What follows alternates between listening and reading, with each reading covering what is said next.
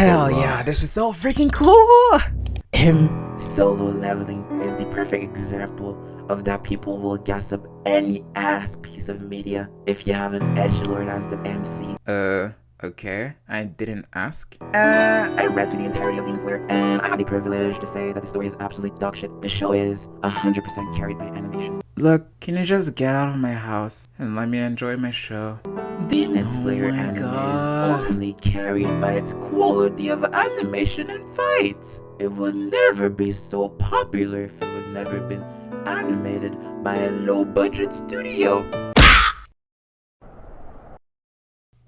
Finally. Jeez. Hell yeah. Oh shit, beat his ass! Have you had fishes? How was supposed to be the clear answer? Oh, Lloyd, bitch, lame. Honestly, it's kind of hilarious to me that one of the biggest anime discourses online is still talking about if a show having quote-unquote good animation is enough of a justification to watch a show. Like, some of these people are debating this shit like it's a 9 to 5, which makes me think, you know what, let me join them to put an end to this. And these debates, the two recurring animes that I can see being constantly being bashed for their animation has always been Solo Leveling and Demon Slayer. Which Solo Leveling, it's kind of insane how fast the anime started getting hate because of how much the anime is like centered about like aura, having cool moments and no story, which like I guess fair, but like I feel like there's a problem that most anime watchers fail to understand when they start to attack shows like Demon Slayer and Solo Leveling is that anime is a medium to be entertained. Shows like Attack on Titan, Code Geass, where the story is insanely well written, regardless of how you feel about certain endings. Shows like Code Geass, Attack on Titan, Death Note constantly challenges the viewer's morality to a really far extreme side, which will force you to think about the characters' actions and the world building that the author established. When Light takes a potato chip and eats it, you're like, oh, okay. Interesting, this is cool, I see what you're doing. It's like the author is putting some puzzles in the story itself to make it more entertaining. However, as good as those stories are, the problem that comes from just focusing on the story is that you start losing some people because it could get boring.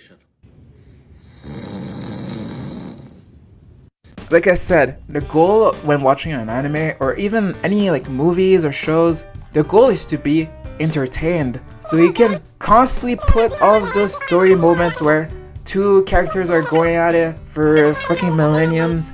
But if the presentation, aka the animation, is subpar, you're gonna lose some people.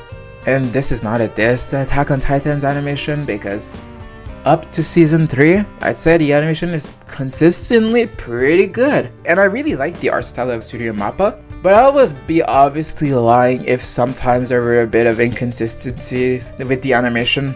Especially with that first trailer that they released, that animation was literally insane, and when you got the final product, it kinda was a bit of a slap to the face since it was riddled with so much CGI, and also the bad release schedules weren't helping. But the show itself is pretty good. Having really great animation will obviously push your show in the public eye way more. I feel like we're a bit spoiled when it comes to animation, since now animation isn't really the main decider for when I watch a show with these animators, so now your standard is like way higher than it should be. Because look at shows like Sakamoto Days. That show, the manga readers were constantly talking about that manga being peak insanity, but when the anime came out, I went to see it. It was good. The animation is good. It's not bad, but it's not like insane level of animation, which is like the problem that we have right now. If anime is not like a 10 out of 10, it's almost not worth watching for some people, which is kind of sad that we reached that point. For me, I'm in the middle. For me, it's all about having great execution. You could have the best animation in the world, but if I'm constantly getting lost in the story because the pacing is maybe a bit too fast, then what the hell was the point of that insane animation? But also the same can be said in reverse. You could have the best plot ever to be written. But if the animation is a fucking PowerPoint, then I'm sorry, I'm not watching that shit. I'm here to have a good ass time, man. Not here to fucking fall asleep. For me, Chainsaw Man and JoJo's Bizarre Adventure has been the two animes and mangas that have the perfect balance between having insane art and animation while tackling a pretty interesting story. In the case of Chainsaw Man, a lot of people could literally just reduce this to a Jujutsu Kaisen reskin because of the power system.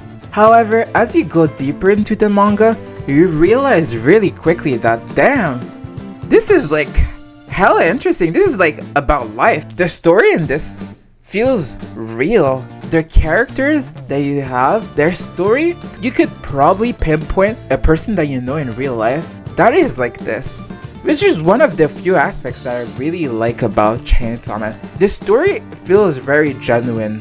Some characters are written as being very flawed and really awful, honestly. But people forget that people are also like this in real life.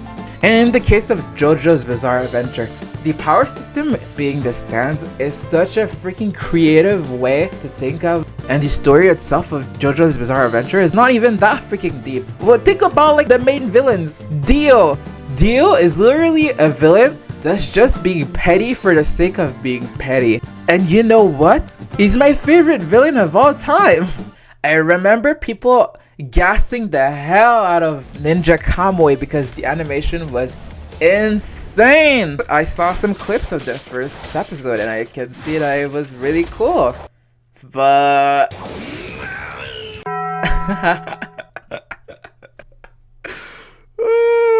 that shit will kill me every time that I see those mechs. And recently there's been the Chinese show Hero X, which the premise sounds really good.